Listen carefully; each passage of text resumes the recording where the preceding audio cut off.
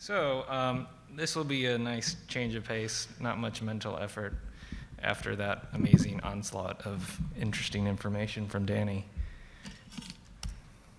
So it's over, more or less, CCN 2018. And I'm here, I guess my name is Kendrick K. I'm an assistant professor at the University of Minnesota. And it'll probably take 10, 15 minutes, so just sit back and relax. I want to start out by acknowledging those who made this event possible. Hopefully you enjoyed it, and you're probably exhausted. On behalf of the steering committee for CCN, we want to extend our thanks to the advisory committee. The support from community leaders, such as these, have been critical for getting this conference off the ground. And as you might know, this is just the second year that we've had it. And it will be happening again, but more on that later in this short talk. We also want to thank the reviewers of the CCN 2018 papers. I'm sure many of these reviewers are in the audience right now. We do hope the process went relatively smoothly. We do want to continue to change the process to make it better in the future. And you can find a full list of the reviewers on the CCN website. We also like to thank the CMS conference management team, which you've seen around in their blue shirts. There's one, or cyan or teal, whatever that color is. I felt the conference went pretty smoothly, and we're very grateful for them. Finally, we give special thanks to our financial supporters. This includes the National Science Foundation, NSF, the Office of Naval Research, ONR, DeepMind, Microsoft, the Kavli Foundation, Google, Facebook Reality Labs, formerly known as Oculus, PLOS Computational Biology, Nature Machine Intelligence, and Princeton University Press. Let's stop to give them a round of applause.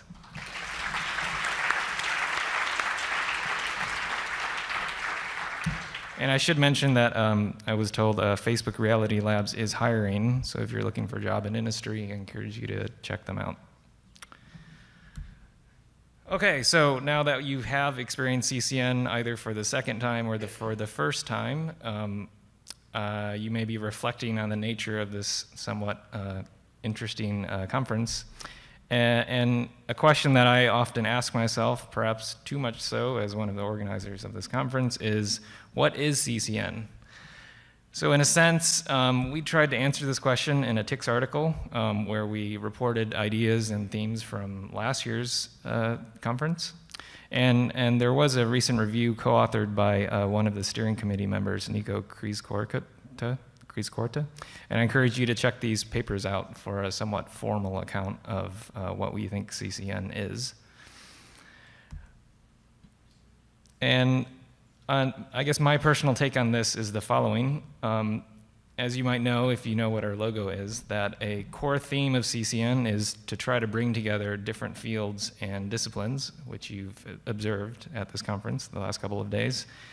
And we think that progress in this amorphous field is best served if people who think really hard about cognition, people who think really hard about the brain and the wetware, and people who think really hard about computation per se are all talking to one another. And with a conference like this one, oh, there's the logo, sorry about that. And I guess the way I think about this is, as we just heard a talk on network structure and communities, and you can apply this kind of concept to many things, and you can apply that to science. And in CCN, this is a new conference, so what's happening is I think each of us comes from a different existing community of scientists. And inevitably, with a new conference, what's going to happen is we are eliminating or at least downweighting existing connections and trying to create new connections. For example, CCN might be helping to bring together experts in human fMRI and experts in electrophysiology, and who might actually share a common interest in a given brain system, like vision. Or as another example, CCN might be helping bring together who think about vision, and also people who think about audition, And they may have a common interest in trying to characterize these systems using the same kind of computational architecture. And so we hope that CCN is helping this happen. But one question is, do we actually have a community yet? Clearly, there's no edges between these nodes. I'm going to reuse an analogy from Thomas Nasalaris's opening remarks from last year, that science is often, and I think continues to this day, to be connected in silos. Labs hibernate for the winter and like work hard and develop papers, and then emerge and present papers and presentations at conferences. And I guess the question is, can we escape this model of science? Because if this is how science goes, that's not very conducive for cross-discipline exploration of ideas. There is some inclination when we bring disparate groups together for some adversarial interactions, so to speak. This may ring a bell. But it doesn't have to be like this. Criticism is certainly valuable, and we should continue to criticize and challenge. But the key is to turn that criticism into something constructive. And our hope is that we can eventually achieve mutual appreciation among disciplines and exploit the strengths of different types of research, even between those who really care about the amazing things that humans can do and those who are more enamored with what machines can do. One last little observation here I think is interesting is that getting people to work together should be an easy thing. Long-distance communication used to be cumbersome. Gone are the days of whatever you call this, telephone, I guess, and even dial-up modems, if you remember what these things are. And so the barrier nowadays is not technical, but it's a social problem. And in a sense, overcoming these social barriers is one of the reasons that CCN exists. Okay, so as you might have noticed, I have this camera, and I've been taking pictures throughout the conference. So I'm going to spend a few minutes just showing you some pictures and just reminding you of all the disparate and diverse events and talks and topics that we covered in the last couple days. We started off with Conrad Cording with a really enthusiastic opening remarks. I can't come close to that level of enthusiasm, but people are good at different things. We had, actually prior to the opening remarks, we had some tutorials from Manish Sahani covering computational neuroscience, Danilo Rezende covering artificial intelligence, and a tag team of Sam Gershman and Ann Collins for cognitive science. There were some receptions with plenty of drink tickets, if you remember. We also had an amazing lineup of keynotes, and I'll just refresh your memory since you've heard a lot. Alison Gopnik and Ryan Adams started us off. We had Josh McDermott and Tim Lillicrap. Marlene Cohen, I think that was today, and Eero Simoncelli, and we just heard from Danny Bassett. So these topics they covered were extremely diverse, and I think that's what makes CCN great. And we do videotape these talks, and once you recover, you can watch these videos at your leisure to try to take in everything that you heard. The topics were really broad, as I said, covering cognitive strategies used by young learners in comparison to adults, how to marry the computational benefits offered by different computational models, such as probabilistic graphical models and deep neural network models, the topology of how auditory features are encoded in the human brain and whether this can be explained by deep neural networks, new neural network architectures that incorporate memory for building artificial agents that actually act in complex navigational environments, the effects of attention on encoding and readout of simple stimuli, the impact of image computations on perceptual quality, and you just heard about the network structure of knowledge space, as well as how that might be applied to the human brain, connectivity of functional measurements in the human brain. So when I review these thoughts, I'm dumbfounded at how diverse these are, and yet there is a commonality to all of this. And theoretically, this is all about computation in the brain.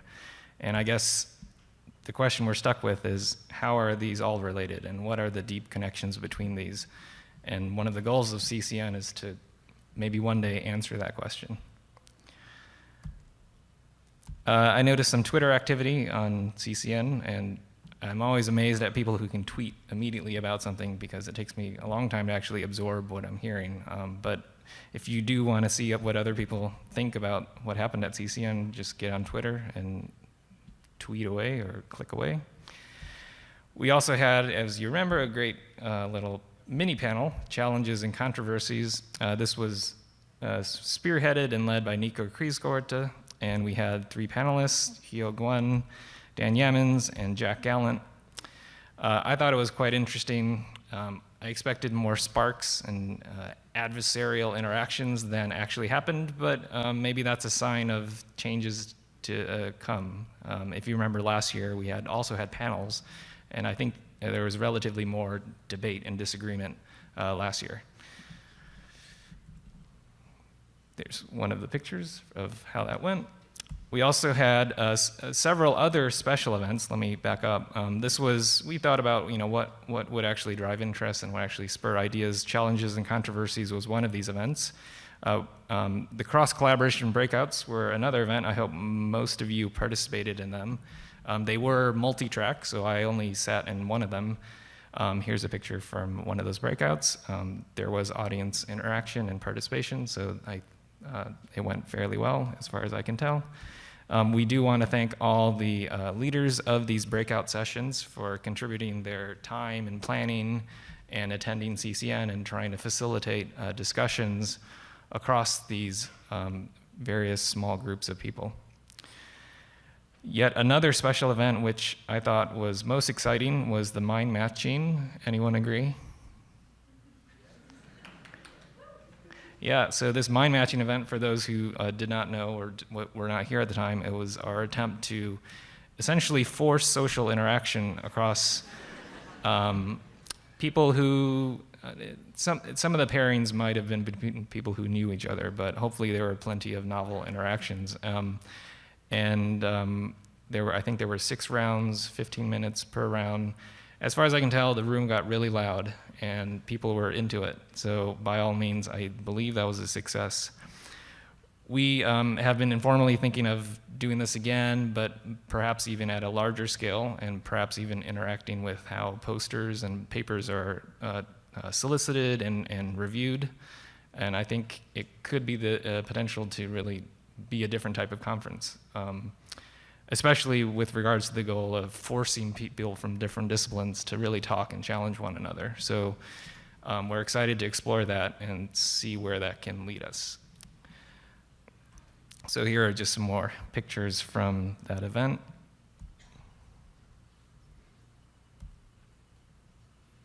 Oh, that was an extra mind match. 5 people together.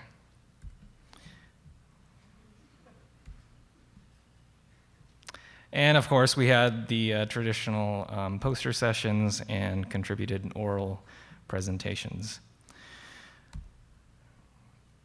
Okay, so for some final closing observations, somewhat logistical, CCN is happening again. CCN 2019 will be held in Berlin next year. We are co-localizing with the Bernstein Conference for Computational Neuroscience, and CCN will be held immediately prior to the Bernstein Conference. Here are some photos of the beautiful conference venue, and it looks like the weather is slightly better there. And I should mention, we do already have one keynote speaker lined up, Nano de Freitas from Oxford, and we will be solidifying the keynote program and other aspects of the program over the coming months. The year after that, CCN 2020, will be held back in the United States. Some other things, I was told of a summer school that has suspiciously similar names to us, Computational and Cognitive Neuroscience, CCN. This is a summer school, and I believe it's happening again in 2019. So there it is, and we encourage people to check that out, trainees who want to learn more about how to do computational things across different disciplines. This would be a good place to do that. We want your feedback.